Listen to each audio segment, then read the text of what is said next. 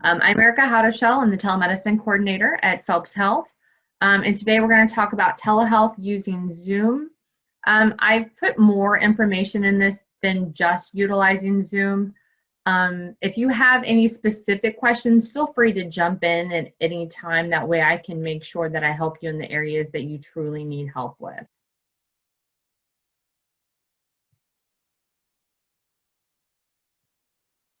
The agenda, we're going to go over some of the technology, some of the equipment that can be used, some basic tips on how to get an assessment, and some workflows and considerations. The introduction for Zoom today, just remember that Zoom is a video and a meeting platform that allows physicians, nurses, practitioners to perform HIPAA compliant face-to-face appointments. I did a HIPAA compliance one 2 weeks ago. It's important to remember that FaceTime and Skype are not HIPAA compliant. They don't have a BAA, so it is important that when you're choosing a video platform that you look at those options. Zoom also has call-in options, so you can have HIPAA compliant phone calls. Zoom is not an electronic health record. It doesn't have documentation, there's no true scheduling, and there's no billing. The good news is Zoom does have a marketplace for integration into other platforms to help you develop a full service experience. So they do plug into things like Epic. There are Outlook plugins. There are plugins for various EHRs and different platforms that you utilize for scheduling. I believe that AHEC uses Google, if I'm not mistaken. So a whole host of things that you can get on Marketplace. So I've included the link there so you can just kind of look and see if there's something that you could use. Getting started.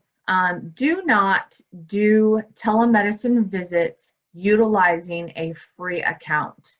You need to get a licensed account. They have small clinic and large license available that is HIPAA compliant, that you have the BAA.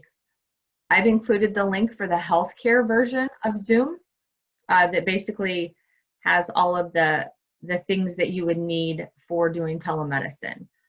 Phelps Health does have a HIPAA compliant account, and we do have a BAA with Zoom we have for the entire time that we've had the account. It's also important if you're just using this for business type video. So if you're doing any kind of staff meetings, those types of things, and there's a potential for discussion for patient care, you would definitely want to make sure you have a BAA for that.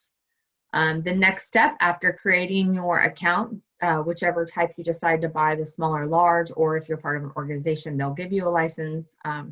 You activate your account, an email sent to your email, and then you click the link and add in your password and set that up. And basically you can set up your account name, you can put a profile picture in, email preferences if it's not managed by your administration, waiting room options. All of those are available on the Zoom healthcare accounts. For Phelps Health, all of that is managed through myself and Jeff McCune. So any of those things that need to be changed, you would need to reach out to one of us in order to get that done. That helps us manage and make sure that accounts are being utilized appropriately, that we're covered under our BAA, and that everything's appropriate. Scheduling your patients. Information you need to schedule a patient is your time and date, patient cell number or email, a way to make sure it's on your schedule, and you should offer patient information on how to join and navigate a Zoom meeting. So if a patient is planning on joining your Zoom meeting via email on a laptop, that's going to be different than if the patient intends on joining your meeting from a cell phone. So if this is new or a new patient or something you're trying, you're going to want to make sure that you look for resources on walking patients through, that your office staff is well educated to help your patients, and that you encourage your patients to start early. I'm not sure if this will show. So you guys will have to tell me if this is actually showing up or not. I think some of the settings changed when we changed over to your account. So can you see this Zoom window?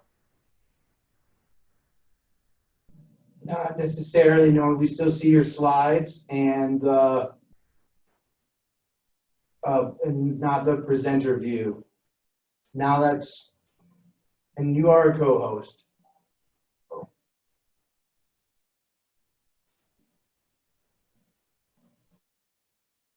There we go.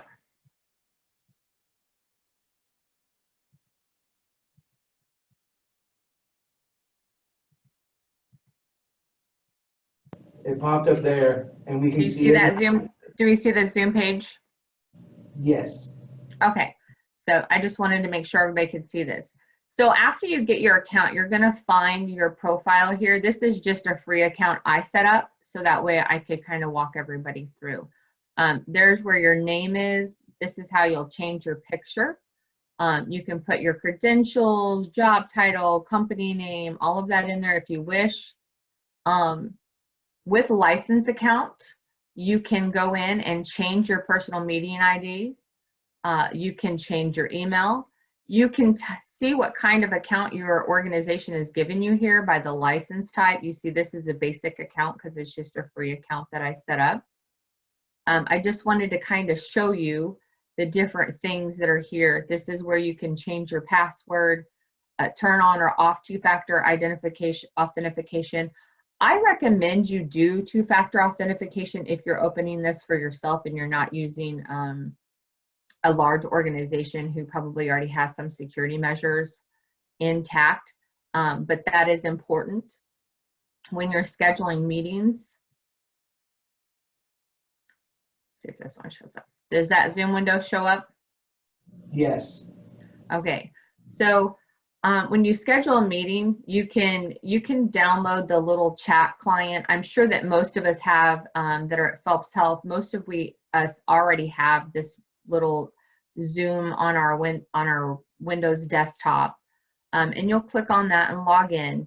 You're going to go to schedule. You see how I can see. So I scheduled each of these with a different meeting ID. I can see who all I have scheduled if I do that. There are recommendations out there that everybody just goes in a waiting room and you admit them. The problem I see with that is if you're not very careful, you can accidentally admit somebody by just clicking the wrong spot on the screen, and then you have two patients in a visit, which is never a good thing. This way, each patient gets their own identifying link and you never have that problem. You don't have to risk allowing one patient or their family in a visit with the wrong person. So that's just my recommendation. Everybody can do their own.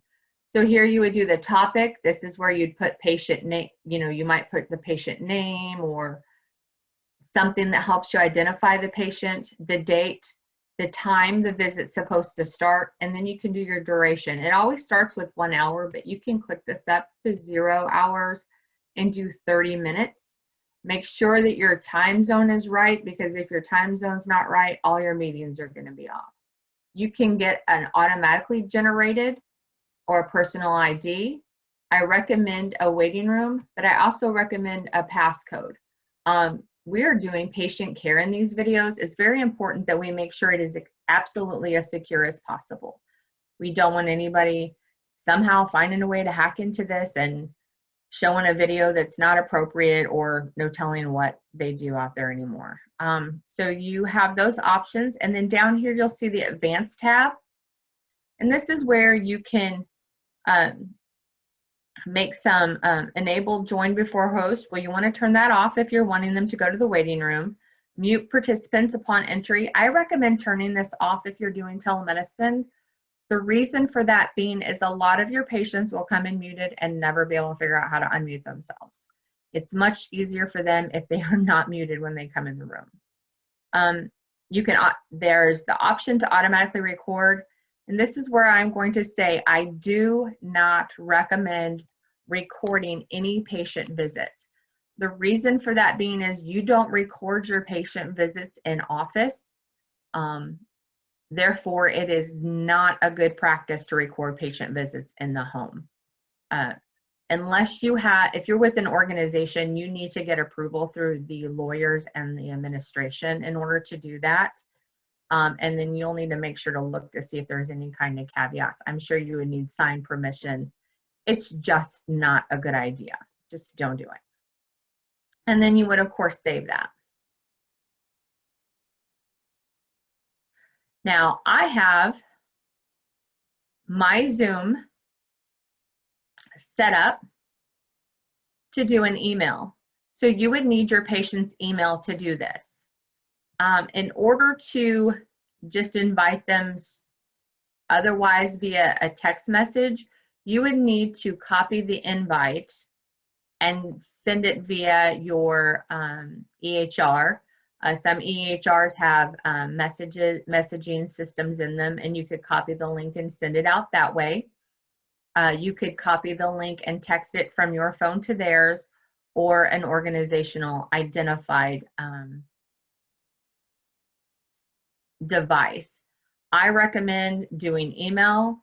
If they're going to do Zoom, they probably have an email. I would just do their email and send it to them. It's a lot easier to find, and it will allow them to log in from multiple devices. If you send a text message, it's only in the text message. So if they need to get on from their laptop, they can't find it. So my highest recommendation is stick with your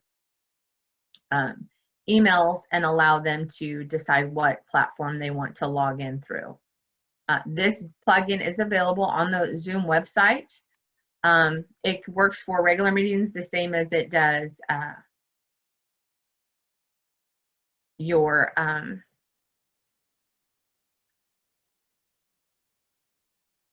telehealth meetings. So those are just a few of the tools that I wanted to share, and I really feel like it's easier to just see it in person than it is to have somebody just talk about it and show you pictures. So Zoom meeting controls, we're gonna go over some of these. Obviously the mute and the unmute, you have your start video and stop video. You'll see these little drop down arrows here. Everybody has these on their screen right now. That allows you to choose which device. So just like I was having problems at the beginning of this meeting, my AirPods for some reason disconnected and were not working at all. If you're not hearing them, but you see that they're over and they're talking, you'll want to go ahead and try to change devices, plug the device in and unplug it, that type of thing. You can actually manage participants. You can go to the manage participants area and click on that, and all your participants will show up. You can actually remove a participant from a meeting. If for some reason you would accidentally have somebody in there that doesn't belong, you can remove them and block them. The shared screen button, when you share a screen, it gives you the option of what screen to share. So the discussion I want to have is sharing x-rays and labs. If you're going to share somebody's x-ray, already have it pulled up in the background. You do not want to select to share your entire computer. You may have an email pop up that has patient information. You may have another patient's information on your desktop and have forgotten about it. It is easier to select the screen you want to share. So you have a lung x-ray, you'll want to pull that up. There's the chat function. I recommend using that if you're having trouble hearing the patient, to make sure that you can try to communicate and work out those kinks. Unfortunately, when doing telemedicine, sometimes we are technical support as well as clinicians. It's just kind of a nature of the beast. There's the record. I don't recommend doing that. And then the support. And then the support is always there. You can reach out. You do not have to go through anyone. You can reach out for any issues you're having to go straight to the source. Sometimes they can get somebody on the line right away. Sometimes they have to file a ticket. But if you're having a specific issue with Zoom, by all means, don't hesitate to reach out to them. They have a great customer service department. If you're needing help with that, you can reach out to me at Phelps Health. But don't hesitate to reach out for support, especially when you're trying to do telemedicine or if you have a patient that's struggling to do telemedicine. At the top, I want to point out that we have remote control options. So you can accept all requests or give mouse and keyboard control to whomever. If you are in an environment where you're using telemedicine from clinic to hospital or from clinic to clinic, you can get certain types of cameras, a PTZ camera, that allows you to zoom and change directions of what you're looking at. So what you would do would have the clinician at that end. So I would be able to give any of you access to my camera to zoom in, zoom out, turn left, turn right, if I had a pan tilt zoom. I do not have one on this computer. I will let you all play with it. But if you are doing care to a remote facility, for instance, maybe you're in Phelps Health in Rolla and you're seeing a patient or consulting on a patient in Phelps Health in Salem. If you had a computer that had a pan tilt zoom, you would be able to have the staff there share their screen and then go up to remote control and give mouse and keyboard control to you.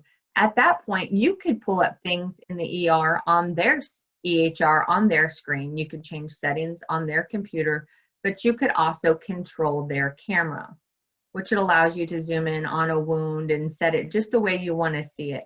If you're doing a hospital-based consult, you'd be able to zoom in on your vital signs or any screen that is set to where you can see it. You would be able to adjust the camera so that you can see better. This is also used a lot in a Zoom room monitoring situation. You also have the annotate option where I'm going to turn this on just so I can kind of show. You can spotlight something. So if I'm wanting to show off or have a pointer, if I'm wanting to draw, this is a good option. If you're trying to show a patient an x-ray or something and you want to draw, you can circle whatever it is that you're wanting to do. If you make a mistake, there's an eraser, you erase that.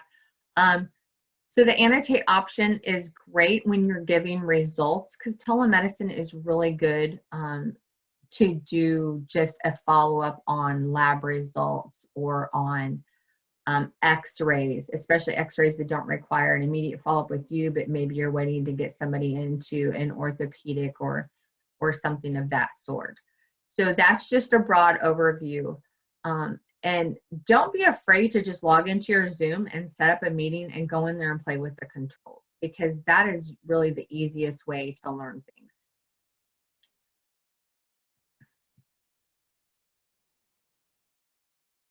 I have to get out of this annotator.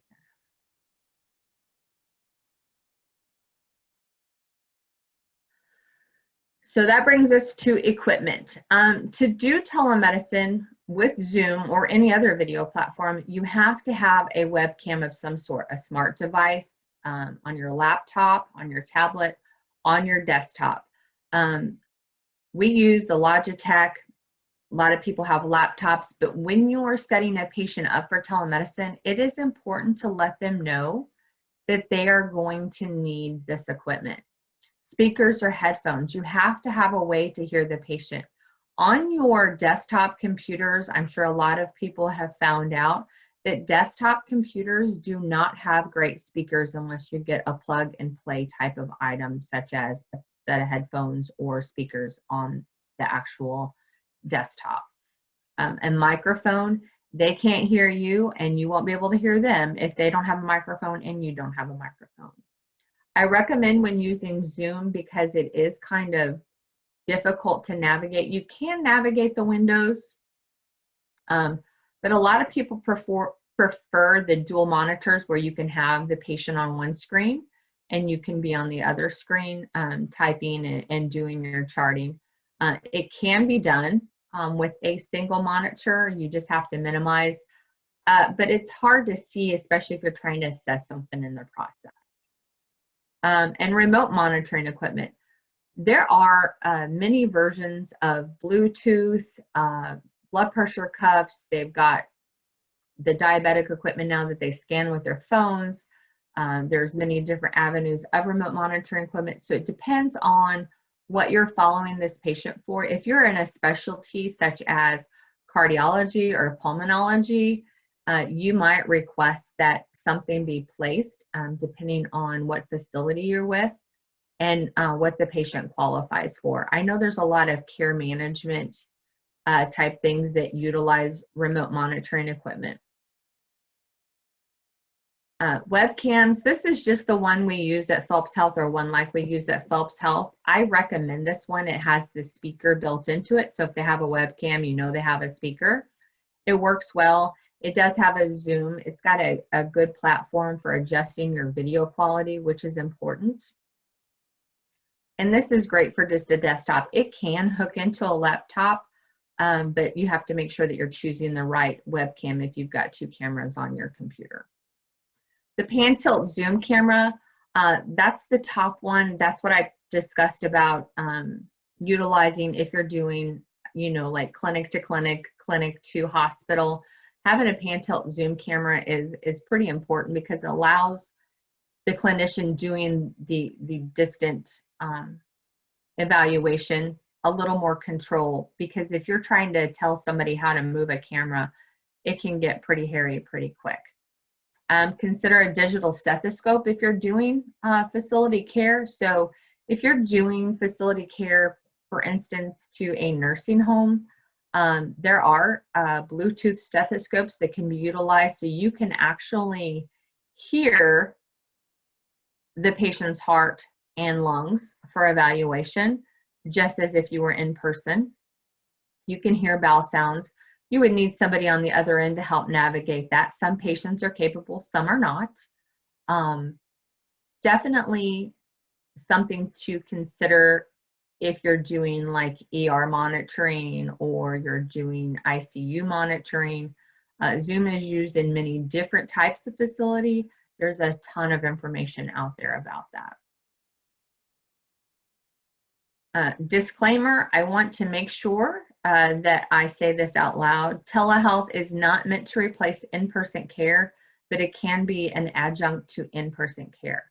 So I have always made sure to tell all of my physicians that this is not meant to fully replace in-person care. There are some assessments and some things that cannot be done over a computer. This can help you identify next steps if they do truly need to come into the facility. If they need to get labs and x-rays, then come see you in the facility. Or, you know, maybe we just have you get an over-the-counter cream for whatever rash, and we follow up in 2 to 3 weeks. So there's many aspects of care, just as there's many levels of care, even in person. You have your urgent care, you have your visits that can wait for 3 weeks, you have your regular scheduled visits. Telemedicine is no different than that. Not all visit types are appropriate for telehealth. If you have somebody who's got stroke-like symptoms, they're not appropriate for telehealth at home. They are appropriate for a teleneuro consult in the ER under the supervision of clinicians. And technology as a whole has its pros and cons. So you cannot go into a telemedicine practice or a Zoom practice and think that everything will be great right off the bat. There's learning curves for yourself. There's learning curves for your patients. Getting comfortable with the platform you're using and the equipment you're using is the most important thing when you're dealing with technology. For instance, like Zoom. Don't hesitate if you're going to use Zoom. Get in there, get a friend, get somebody to help you do a visit, practice your visits. Don't use your patients for the first visit. Have somebody do a visit with you if you're using Zoom. You know, log them in. Just take the opportunity to try to figure out what works best for you. And then you'll have to adjust that as you go forward with your patients, depending on your patient's ability.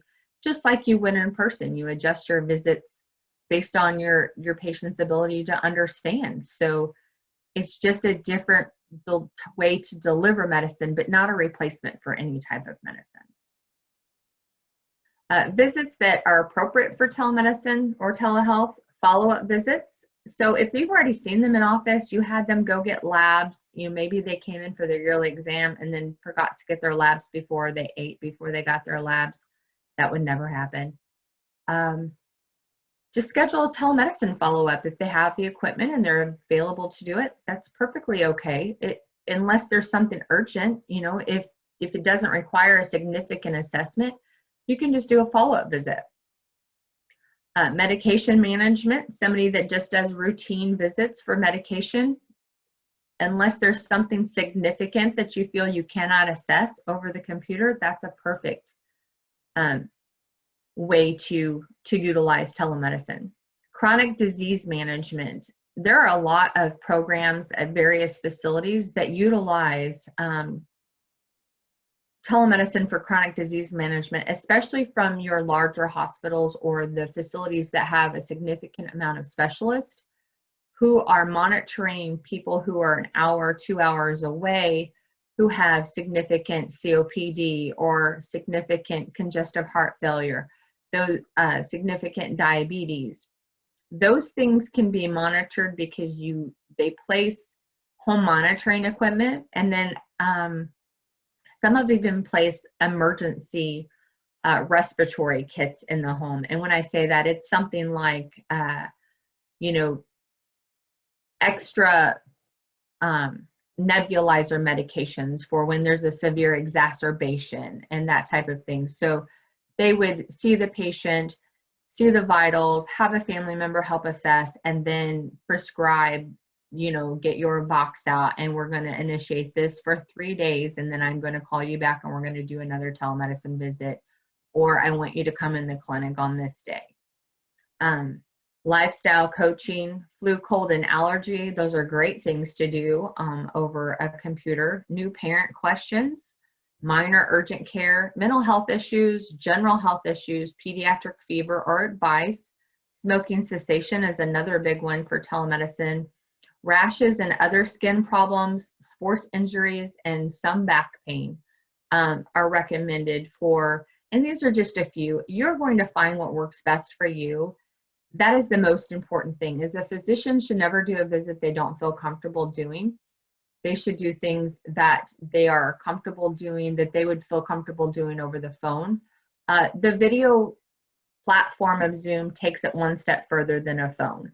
So things that you're like, oh, I wish I could see that before, that was done over the phone, can now be done through a video visit and still doesn't require the patient to drive in.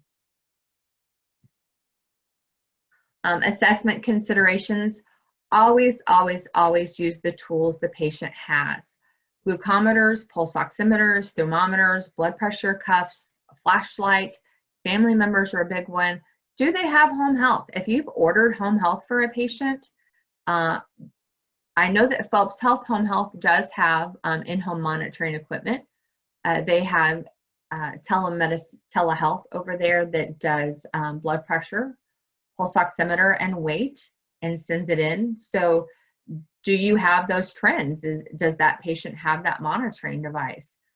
Do they have a home health nurse that you can coordinate with for the visit that can assist you with the visit? Maybe they're relatively homebound, and so for them to get into the facility is quite an ordeal, but you prefer to have a medical professional there. If they qualify for home health, that's certainly something that can be helpful. Family members, if you're going to want to assess a patient's edema, having a family member nearby is very helpful, especially for your patients that get out of breath easily. A flashlight helps with a throat assessment. It helps for if you want to check pupil response, if you're trying to do a little bit of a neuro assessment to make the call if they need to come see you or they need to go to the ER. Definitely have a thermometer handy. All of these things can be identified prior to the visit. If you're seeing a patient for a follow-up of blood sugar, you're going to want your staff to, when they call, to verify the appointment, verify, you know, make sure your glucometer's handy or you have your blood pressure log. If you're dealing with an oxygen patient, you're going to want to have a pulse oximeter nearby. So consider when you're scheduling, when your staff is scheduling appointments, to have that workflow, that we actually look at the type of visit they're having, because instead of us making sure we have all the equipment handy, now the patient's at home. So we want to make sure that we prepare them with anything that they do have available. So if you have the things to take your vital signs, please take your vital signs prior to the visit so you can communicate that to our provider. These are conversations that I recommend when we're confirming visits or we're going to do telemedicine visits, that we try to do ahead of time, that will save us time during the visit and we'll actually have a better assessment. These are just tips and tricks. I'm going to go over a few of them. They will be in the handout that Franz is going to send out after this. For a pulse, just like we've discussed, do they have a pulse oximeter?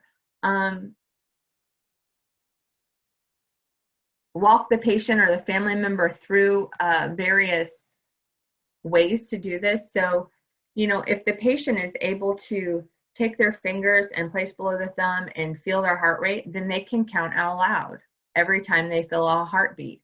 That's going to tell you two things. Some people that are in atrial fibrillation, you can actually feel it in the pulse on the wrist. So if they're like 1, 2, 3, 4, 5, 6, 7, 8, 9, 10, 11, 12, then you know that the heart rate's going a little too fast, and that'll give you an idea if maybe you need to see them in office. If they're 1, 2, and you can only go off of what they tell you. So if the assessment gives you alarm, I would have them come into the clinic. You can ask them to describe the heartbeat. Does it feel like it's bounding? Is it hard? Does it feel faint? Are you having trouble feeling it? Those type of things. So that can help you assess the type of pulse they have. Respirations, you can have them sit back, cross their arms like this. And you can see every time I breathe, because my arms will raise, and you can count respirations that way.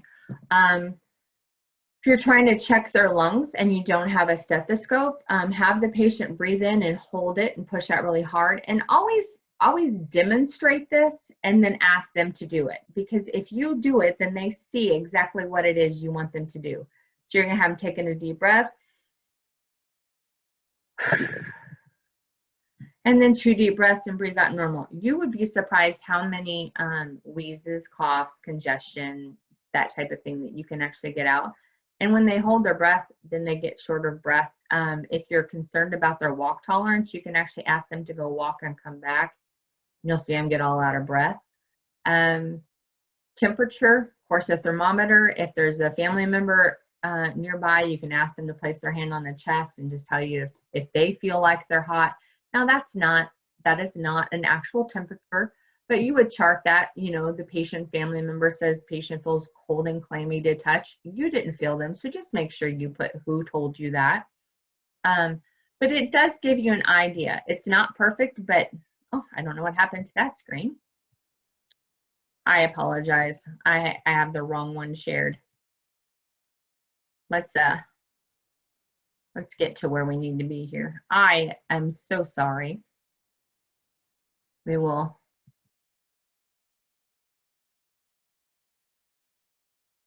It's perfectly fine, Erica. Take your time. You know, I feel like I'm having a Monday today, so there you go. You're doing great. Franz, you're always so encouraging. What will we do without you? I thought it was weird I didn't have any pictures.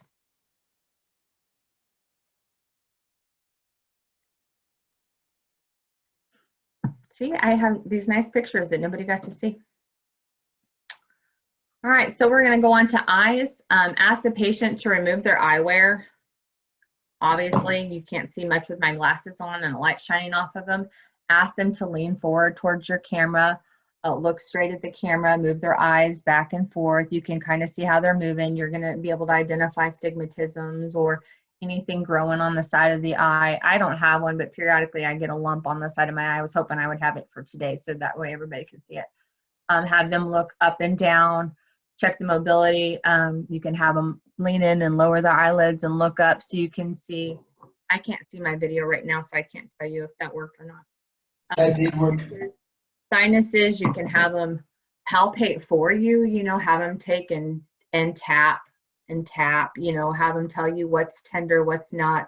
You're going to be able to see if they have bags under their eyes or swelling. If you're having trouble seeing, don't hesitate to ask them to get light, to move to a different location, that type of thing.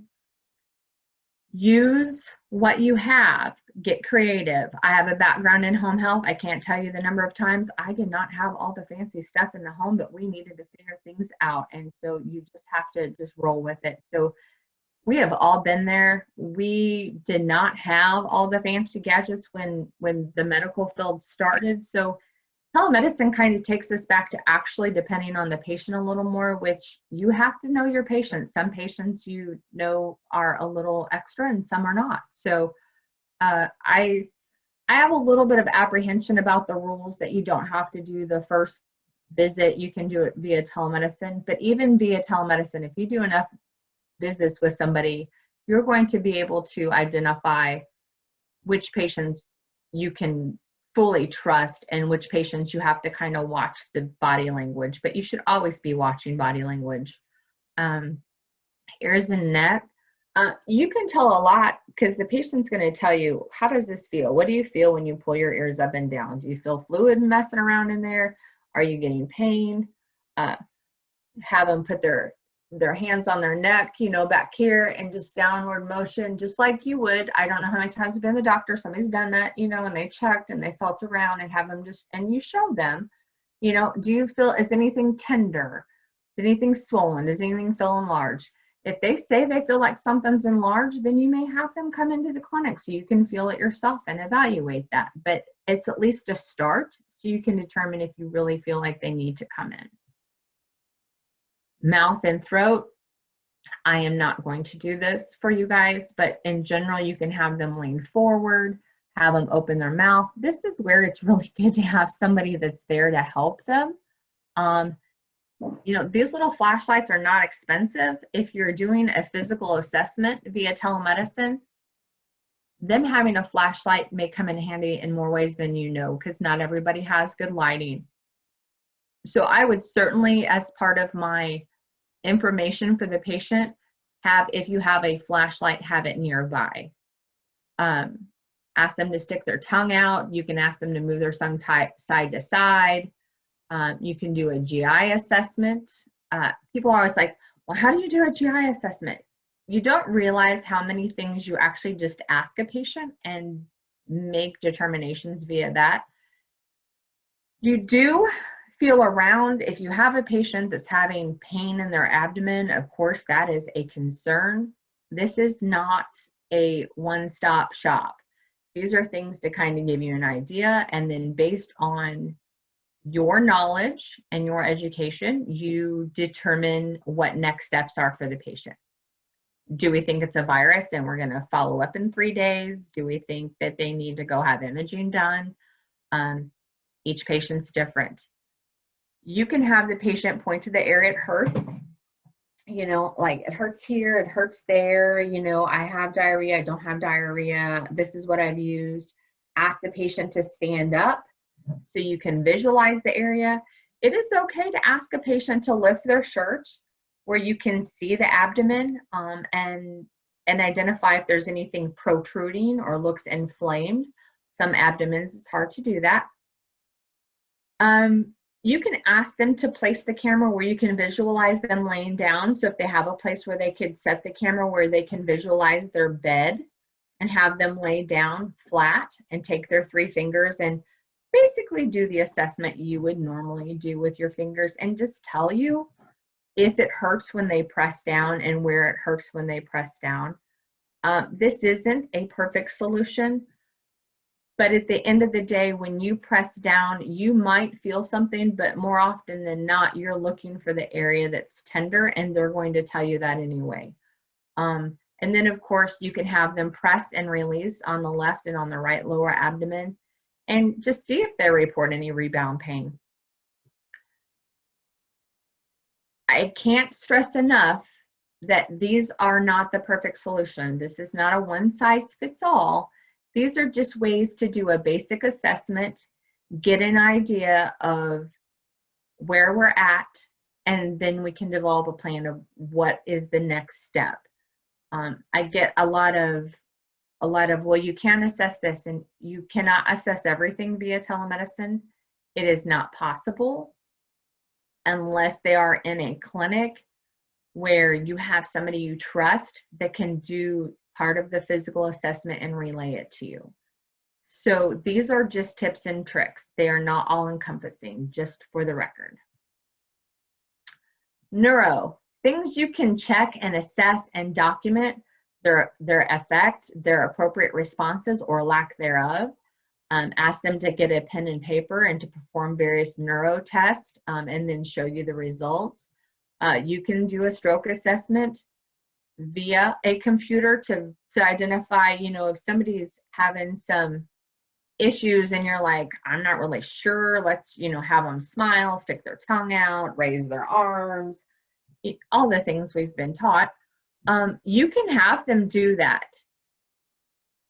It doesn't mean you're going to treat them via telemedicine, but you can assess them and identify that, yes, they are having stroke symptoms or no, they are not. And then, of course, make your call based on whatever is going on. Edema, you can ask the patient to put the camera on their leg.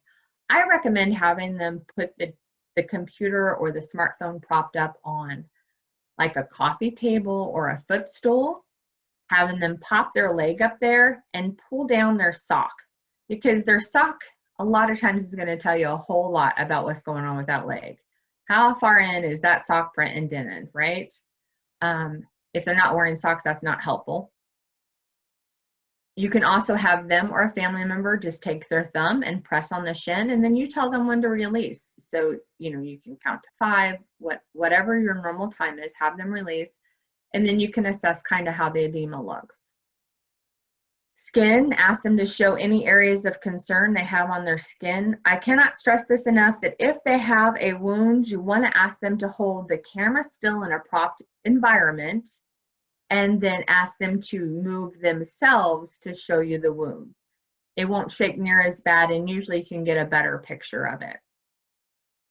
Ask them to raise their arm and pinch the skin to see how well hydrated they are. You know, you have your elderly people, if they're too dehydrated, it's going to peak for you.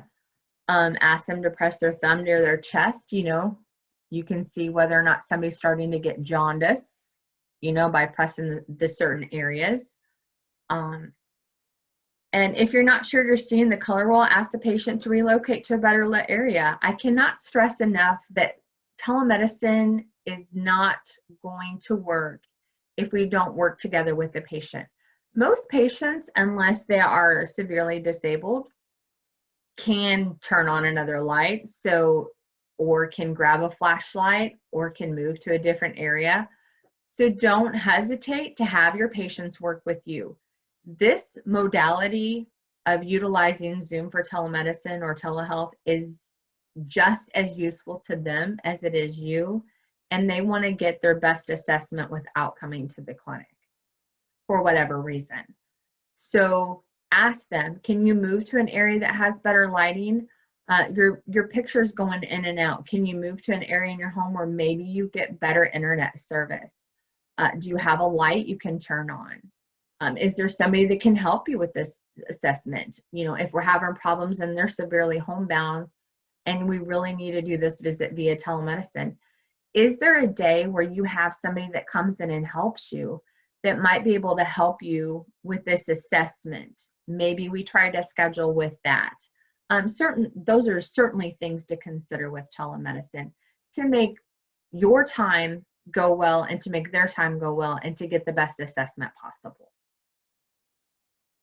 Urinary tract, it's hard to assess anything in the urinary tract because, you know, we usually tap on the back for the kidneys, and but you can ask the patient to show you the areas where it hurts. You know, you can determine if the pain is lower in the bladder, higher in the kidneys, if it's in both. Do they have a temperature? Have them describe the urine to you, and if all else fails, you may just have to order, you know, a urinalysis or testing to test whatever it is you feel may be the issue.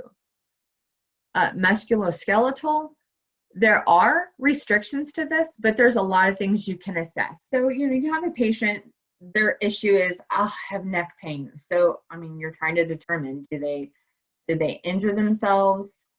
Are they on their phone too much in this position? Because we all know that's happening a lot. Or is it something that maybe we need further evaluation? So you can have them, of course, show and evaluate. You're going to see on their face when they're doing that, if an area hurts, they're probably going to show you some nonverbal sign, or they may even be like, it hurts that way, and describe the pain, have them move the shoulder. This is a tool that'll help you develop. Do we watch it for a pulled muscle? Do we get an x-ray? Do we refer to orthopedic? Which is the next step? Do we bring them in the clinic because I need to feel it? There's something that looks off. You can have them pull their shoulder out of their shirt and show you like the actual anatomy of the shoulder. Don't hesitate to ask them to do anything that you would have them do in the clinic. You're not going to assess a shoulder without actually looking at the shoulder. Ask them to show you the shoulder.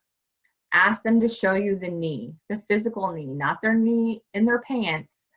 You have to see the physical joint you're looking at.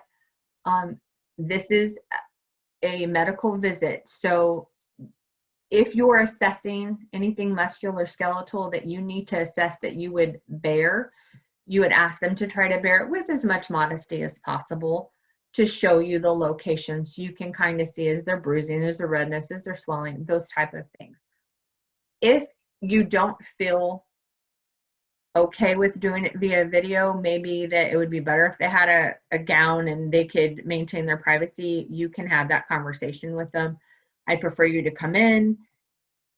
That way we can give you a little bit more modesty, those type of things. Don't hesitate to ask the patient to come in if they need to, but certainly try to do as much of the assessment as you can if you've already on the telemedicine visit. Things I'd like for you to remember: it is okay to end a telehealth visit and require the patient to come to the clinic. It doesn't matter what platform you're using. This is a #1 thing to remember when you are doing telemedicine.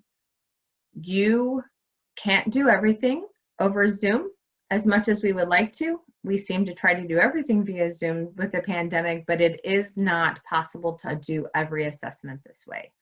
It is a useful tool, but as a clinician, if you feel like the patient outcome will be better because you need to fully assess them live and in person, don't hesitate to have them come into the clinic. Always know where your patient is physically located at during the visit in case of emergency services are required. If I'm doing this video with you and you're assessing me because I'm having migraine headaches, and even though I have a history of migraine, all of a sudden I start developing stroke-like symptoms and I'm alone, but maybe I called in from my boyfriend's house and not my home, you no longer know how to get emergency services to me because you have no idea where I'm at. I can collapse, you can see me struggling, but you don't know how to get somebody to me. Always make sure you start off your visit with, where are you located? Because you can't send emergency services if you don't know where they are. For that matter, I don't know how many videos I've seen online where somebody's been on a live video some way, somehow, via Facebook or TikTok or any of those other things. And somebody has had a home intruder of some sort. You need to know where they're located because you have that responsibility to try to make sure that we keep our patients as safe as possible. We can't control their home environment or where they're located, but we can know where they're located so that way we can send emergency services if need be. If you need further information, don't hesitate to request the patient to get ordered labs or imaging and schedule a follow-up. Maybe they don't want to come in the clinic because they don't want to sit there in the clinic or whatnot, or maybe we discover during the telehealth visit that they would benefit from a UA because you're really concerned about not being able to select the right antibiotic for what they have, and maybe they've had UTI symptoms for 3 different UTIs, and we really need to get to the bottom of the organism. Don't hesitate to say, I've done as much as I can via telehealth. I really feel like you need to come in and have this x-ray, or I need you to come in and get these ordered labs, whether, whatever is going to help your assessment. You can schedule the follow-up to discuss those labs via telehealth and via Zoom, or via in person. And honestly, as the clinician, you may make the choice of how you want to discuss those results based on what the results are.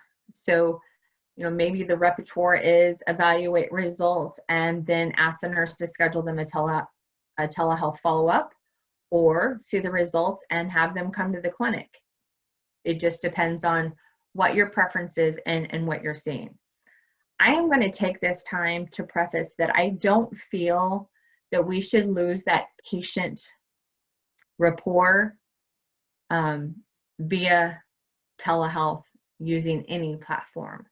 So if you're going to tell a patient that they have a significant illness, or that they need to be further evaluated for something that could significantly alter their life, I do not feel that it is appropriate to do that over a computer.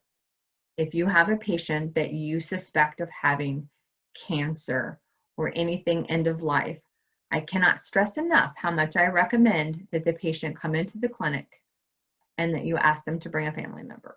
So that's my spiel on that. Workflow and considerations. Zoom can be used for many avenues of the medical field, from staff meetings to patient monitoring to full patient assessment. But everything you do depends on how you're doing it, where you're doing it, and who you're doing it with. Where is the patient located? Are they at home? Are they in a clinic? Are they in the hospital? Are they in the ICU? That is going to dictate the best way for the workflow. Always make sure when you're doing a telemedicine visit that if you're going to turn, so I have a computer over here, or I have another whatever here, and I'm going to type, make sure, because right now it just looks like I may be playing on my phone. You don't know what I'm doing. Make sure you're telling the patient, I'm going to enter this in your record. That way they don't think you're just playing on your phone, ignoring everything they say. What is the goal? What is the goal for the interaction you're going to have over Zoom? Identify that, and that will help you determine the best route. Are we monitoring a hospitalized patient? Have Zoom rooms for hospital monitoring, where you can actually, physicians can monitor a number of patients' rooms and Zoom the computer, the cameras and that type of thing. Is it a remote site clinic? Oh, it's popping up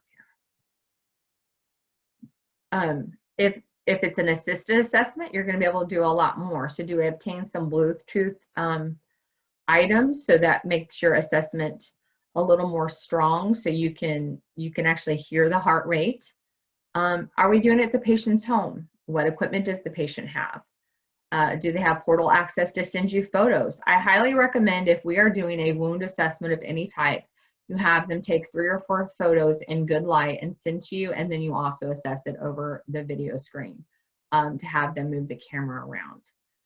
It'll give you a better idea of what you're looking for, and of course, you might mail them like a measurement paper or whatever, or ask them if they have a ruler to give you an idea of the size of it.